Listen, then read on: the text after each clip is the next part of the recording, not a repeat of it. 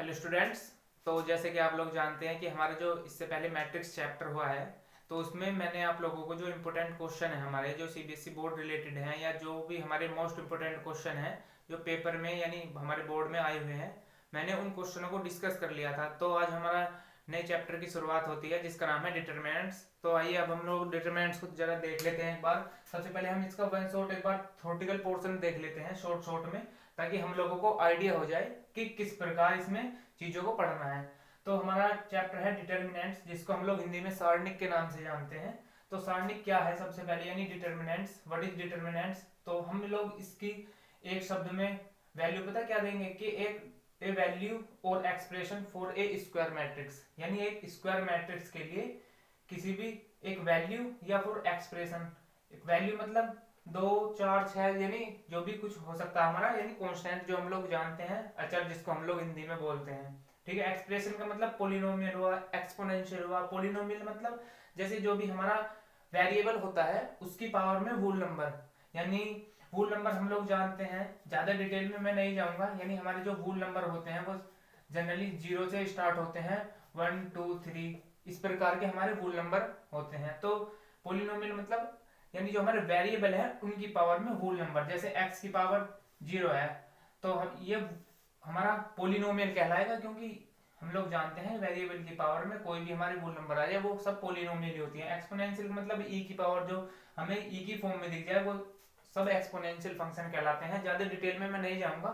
तो डिटरमिनेंट्स को एक हम लोग इसकी जो रिप्रेजेंट है वो किस प्रकार करते हैं, जैसे हम लोग मैट्रिक्स की जो रिप्रेजेंट है वो कुछ इस प्रकार करते हैं, यानी एक ब्रैकेट लगाते हैं जो हमारा लार्ज ब्रैकेट होता है और उसको दोनों तरफ से क्लोज कर देते हैं। तो ऐसे ही हम लोग जो हमारी डिटर्मिनेंट्स है उसकी जो हम लोग रिप्रेजेंट करेंगे उसको किस प्रकार करेंगे, बस इनकी जगह जो है ये जो हमारे ब्रैकेट है इनकी जगह हम वर्टिकल लाइन का यूज कर देंगे इस प्रकार।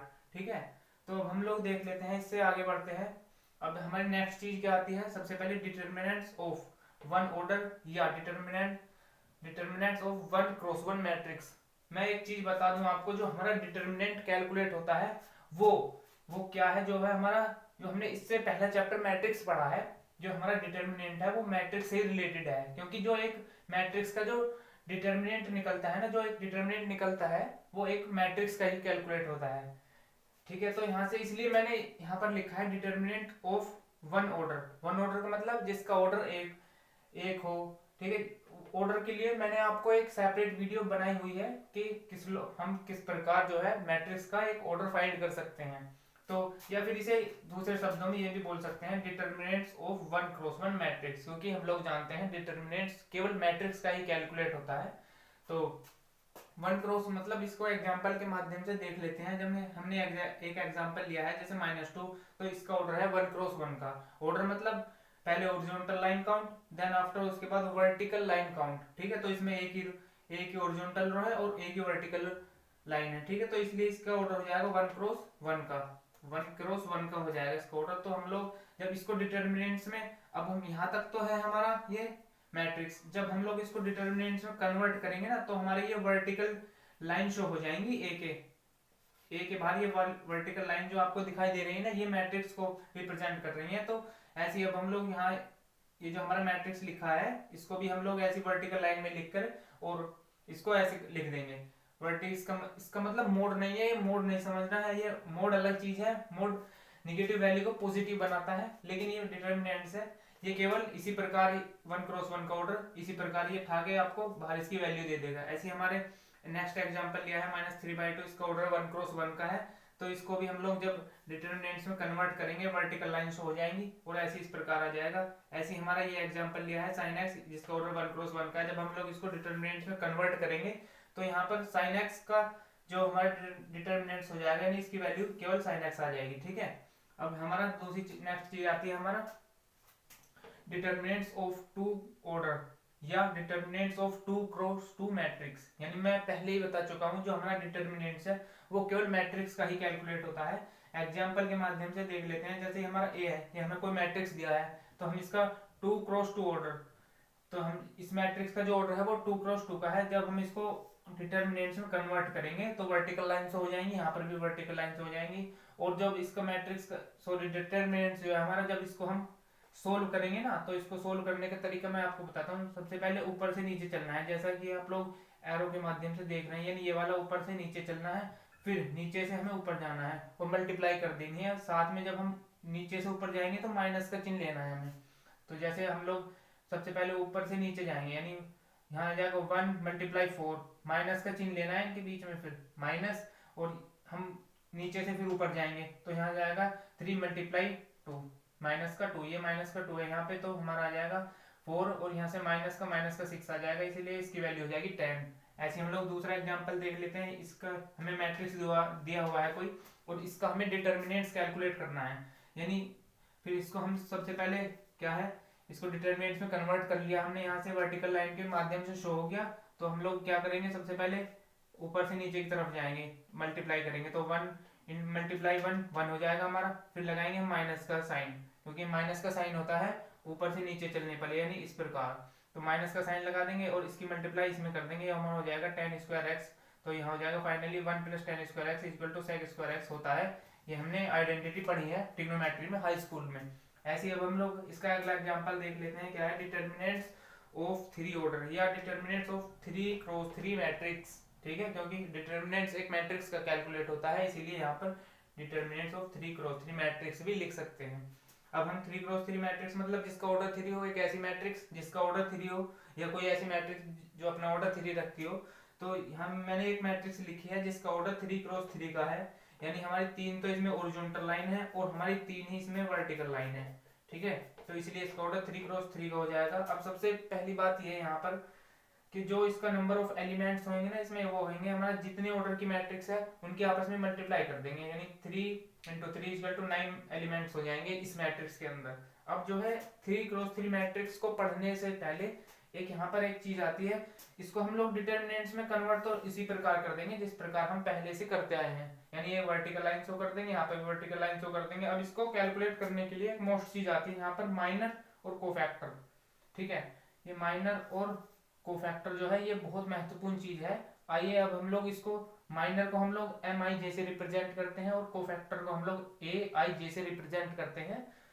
ठीक है, आइए अब हम लोग इसको एक बार देख लेते हैं, माइनर और कोफैक्टर हमारा क्या चीज होती है। तो अब हम देख लेते हैं कि एक फाइंड द, यानी कोफैक्टर और माइनर, यानी हम कोफैक्टर और माइनर को किस प्रकार हम लोग फाइंड कर सकते हैं। तो ये हमारा एक मैट्रिक्स लिया है मैंने, तो मैट्रिक्स यानी इसका हमें डिटर्मिनेंट्स कैलकुलेट करना है, यानी हमें एक मैट्रिक्स का डिटर्मिनेंट्स कैलकुलेट करना है। सबसे पहले एक मैट्रिक्स है ये, हम लोग इसको कन्वर्ट कर लेंगे डिटर्मिनेंट्स में। डिटर्मिनेंट्स का कन्वर्ट करने की पहचान, यहाँ से वर्टिकल लाइन ये जो है, ये 2 डंडे कह सकते हैं, यानी देसी भाषा में तो इन्हें हम लोग यहाँ से वर्टिकल लाइन से रिप्रेजेंट करते हैं। तो यहाँ से वर्टिकल लाइन, वर्टिकल में डिटर्मिनेंट्स में हम लोग इसे कन्वर्ट कर लेंगे, कन्वर्ट करके हमारा ये डिटर्मिनेंट्स बन जाएगा। अब हमें इसका क्या करना है, हमें कोफैक्टर और माइनर निकालने हैं। ये कोफैक्टर माइनर की हमें यूज किस लिए पड़ी, क्योंकि हमारा जो 3×3 ऑर्डर का जो हम लोग डिटर्मिनेंट्स फाइंड करेंगे, यानी इसके डिटर्मिनेंट्स की वैल्यू जो फाइंड करेंगे, तो हम लोग कोफैक्टर और माइनर्स की इसमें हम लोगों को जरूरत पड़ेगी। तो हम लोग देख लेते हैं कोफैक्टर और माइनर से किस प्रकार निकलते हैं।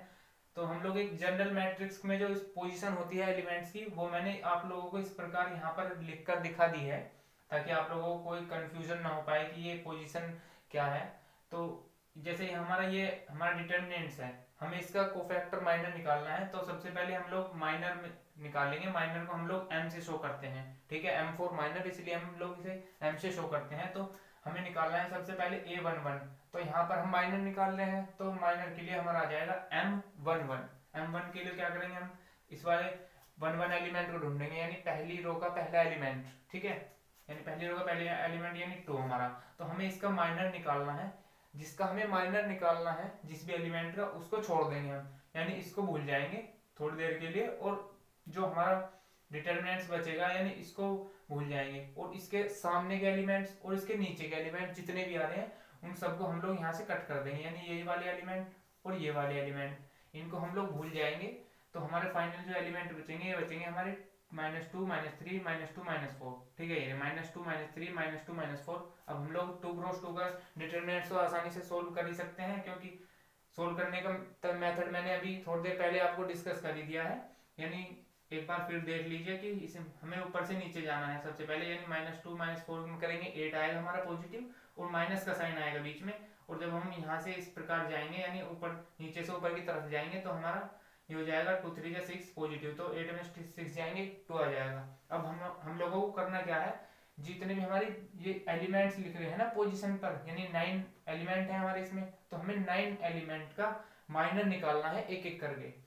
ठीक है, ट्रिक मैंने आपको बताई थी कि जिस भी पोजीशन का हम माइनर निकालेंगे उस पोजीशन के आमने सामने के जो है, आमने सामने मतलब उससे नीचे के और उसके सामने के एलिमेंट्स को हम लोग हाइड कर देंगे। ठीक है, और जो हमारे एलिमेंट्स बचेंगे उनको लिख लेंगे।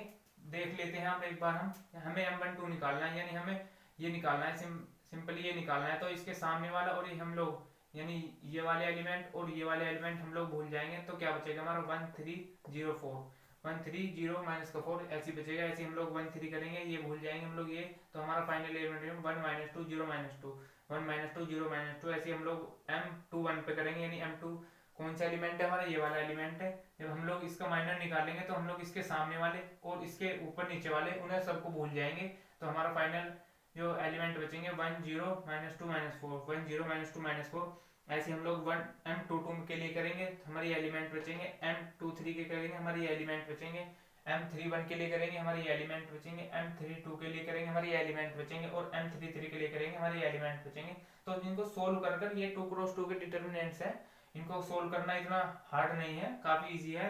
सिंपल ये यहाँ से ऐसे कर दी, मतलब क्रॉस मल्टीप्लाई कर देना है एक तरह से। तो हम लोग जो इसकी वैल्यू निकल कर आएगी -4 -2 4 -8 -4 3 -6 -3। अब हम लोग ये जो हमारी वैल्यू निकल कर आई है ये हमने फाइंड किया है माइनर। अब हमें माइनर तो निकाल लिया हमने, अब हमें निकालना है इनका कोफैक्टर।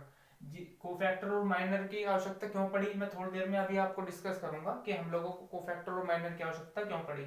ठीक है, कोफैक्टर और माइनर की आवश्यकता जो है ना, हमें जो हम लोग मैट्रिक्स में एक टॉपिक पढ़ेंगे हम लोग एडजॉइंट, उसमें हमें कोफैक्टर की आवश्यकता होगी। हालांकि वो इसी थोड़ी मतलब इसी चैप्टर में मैं आपको एडजॉइंट निकालना एक मैट्रिक्स बता दूंगा।